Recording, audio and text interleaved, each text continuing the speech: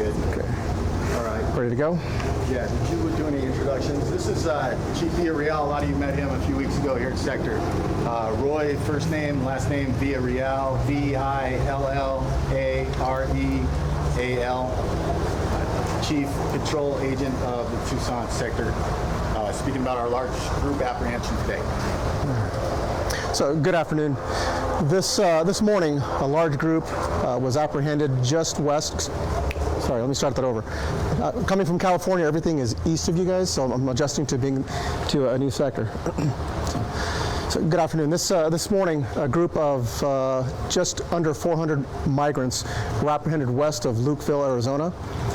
What is telling about this is that we've been speaking about these large groups, family units that have been coming to the border and turning themselves in. What I think is most alarming is that the fact that the group in and of itself, the majority of it was made up of children. There were 199 children accompanied by parents, and there were 31 children that were by themselves. And we're talking about infants all the way up to 16 or 17 years old. What's problematic about this, when we speak of a humanitarian crisis, is the fact that smugglers are exploiting these very vulnerable people. They're dropping them off in the middle of the desert. Right now, and it's raining right now, but during the summer months, the heat is going to take a toll on these people, particularly our children, so I'm very concerned about that. On the flip side, when I speak of a border crisis, there's the humanitarian aspect, and then what concerns me the most is the aspect of the criminals that are utilizing this chaos to enter our country. Last week alone here in Tucson Sector, we had 17 felons. These are individuals that were convicted for child molestation, robbery, narcotic violations, and an assortment of other crimes. They use the vulnerability created by this humanitarian crisis to exploit gaps in our border. And when I speak of a gap, what I'm speaking to is this group today, again, just under 400, created a tremendous gap in border security. I had to close down the checkpoint in Ajo. I had to allocate virtually an entire station to begin transporting this group of 400 to a secure location to provide care, to provide medical attention for them. So that transport started about 6 or 7 o'clock this morning, and it is still ongoing. So when we speak of a border crisis, again, it is a caravan of people that are showing up. and when you look at this video, 3 chartered buses drove up to the border, dropped off the illegal aliens, and then they all ran right across the border and waited for an agent to show up. What's even more telling is here in Tucson, we had a group of 400, and in El Paso, just a few hundred miles from here, they apprehended close to 600 people. So in the span of a single day, nearly 1,000 people were arrested in a very short segment of border. So are there any questions at this stage? Do you have an exact number of how many migrants were apprehended? So the group in Ajo was 393. Now that's subject to change. As I said, we're still transporting people to the station. Of the 393, 199 were children with their parents. 31 were children that were by themselves. Sir. It's taking all day to transport these people. Do you have any buses or anything like that you can use to bring them up to Tucson? And that's what creates the problem, is that we don't have buses at the Ajo station, so we're utilizing vans, our 4x4s, and so it just complicates the overall situation, and that's why it's taking so long to remove them from the desert and get them to our stations. So, this has been something that's been happening for the last 8 months. So is there anything that the agency is now going to do to kind of pre-position buses or other resources to deal with the number of people who are going to come across in the area? So great question. From the aspect of looking at the last 8 months, this is the 40th group over the size of 50 illegal aliens arrested in a single event. What we are doing is we're looking at altering our bus route, our service that we utilize to transport the aliens from stations to our central processing area, and we're also trying to acquire buses so that we can get them out of the field as quickly as possible into a safe, secure location. What's the holdup in getting acquiring buses? Is it a financial thing? Is it just buying the bus? What's the issue? The issue is government contract is not quick. Of the 393 or so, how many have asked for asylum? They're all still coming into the station, so we're initiating the aspect of processing them, which is similar to a booking. The fingerprints, the photograph, the taking biographical data, and then at some point during the processing they may make a request for asylum. So at this stage I couldn't tell you how many have. Okay. You can't say if anybody, but you don't know if any have or any haven't necessarily. I don't know. So, but speaking to this, when we talk about the humanitarian crisis, part of this crisis is the fact that these folks have been coached by the alien smugglers to exploit the loophole in our legal system, which is to request asylum. Recognizing that there's limited detention space, particularly for family units, particularly for children, which means that in the span of upwards of 20 days, they're going to be released. Anybody else? Can you share with us, it is an issue that has been ongoing now for some time, can you share with us any details about whether you've submitted any plans or requests to have some of those areas, that infrastructure of the area, upgraded to bollards or something else besides the vehicle barriers? So when we speak about the humanitarian crisis and the border crisis as a whole, I'd like to drive the point home that border security is national security. When these caravans show up, when these large groups show up, they impact border security. And it's not just here in Tucson, it's the entire southwest border. And so collectively, the United States Border Patrol, in partnership with our CBP, DHS, and a whole of government approach, is trying to mitigate this. So is infrastructure going to be part of the plan that you submitted in the future? So one of the things that we do as an agency is we do threat assessments. We look at what the vulnerabilities are along the border.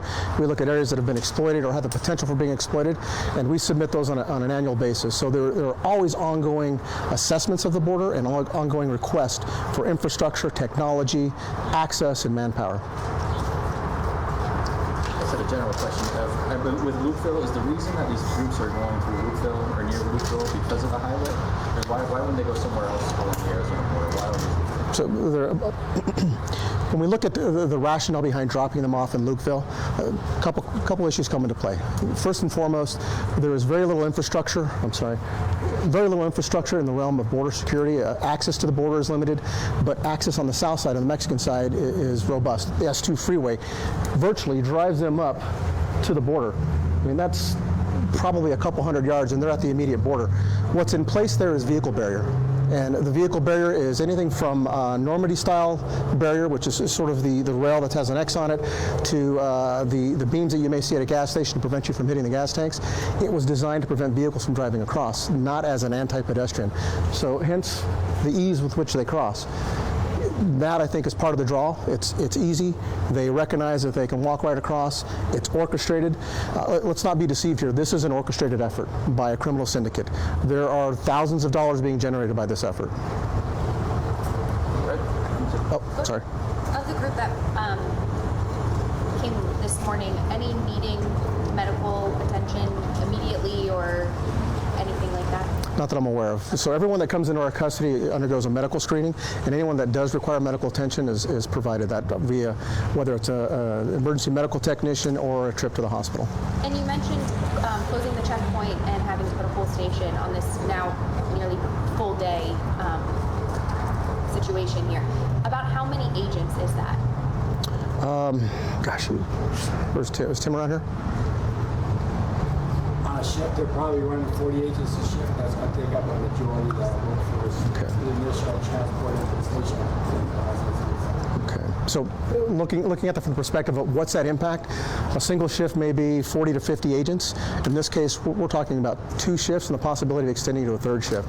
So this group is going to necessitate an allocation of manpower in excess of 100 agents. And I know we have a video behind you playing. I can't tell. That's not the entire group, right? That's no. What transpired? This is the very first vehicle that drove up. It's a chartered bus that stops on the S2 freeway. Immediately upon stopping, everyone exits and begins running north, crossing the vehicle barrier. And then in the span of about 15 to 30 minutes, there are additional buses that stop at the same location, and this is repeated. So at the culmination of this, it's just under 400 people. And so you end up with a group of 400 people kind of sitting in one spot, waiting to be picked up by agents. That's correct. So the issue here is it's a group of 400 people that they're not attempting to elude arrest, they're not attempting to avoid detection. They are seeking the detention and the arrest by a Border Patrol agent, as opposed to those that get through in this chaos where they're dressed in camouflage, wearing carpet booties, and utilizing this chaos to effect an illegal entry. All right, folks. Just one last question. As far as when they're being processed, since it is such a large group, can you tell us about some of the challenges in holding facilities? You have enough space to house them all. How are you going to arrange for, to hold such a large group? Given that I'm sure you also have other migrants that you have apprehended. Yeah. So the group will have a tremendous impact on operations, on our detention capability. We have a total of 9 stations here in Tucson sector, and what this will effectively do, it means that we're going to have to siphon the group off into different stations for processing, and then ultimately they'll end up here in Tucson proper at our central processing area, at which point they'll be handed off to ERO. But the impact means that every station within Tucson sector will have to participate in order to do the processing as expeditiously and humanely as possible. All right. Hey, did everybody get a copy of the video? We burned a lot of them to disk. Okay, Pete's got them right here. And if you have any more questions, we can follow up with Pete or any of our other PIOs that are here. And Danny's in the back right there. You can get with him. Hey, so we're off. Anything else you want to add? I'll address it real quickly.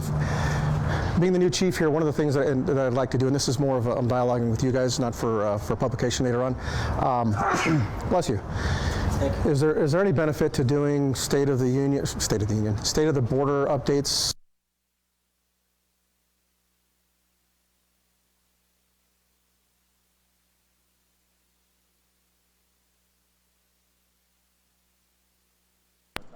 camouflage, how many criminal aliens versus how many apprehensions, things like that, some baselines so we can make comparisons, and even just knowing like how many groups. Because like I've been tracking it, but I know that my is based on the releases, but isn't actually the actual number. So getting that TikTok would be great. So what I'd like to do, and it sounds like there's interest, is maybe on a bi-weekly basis, at least start there.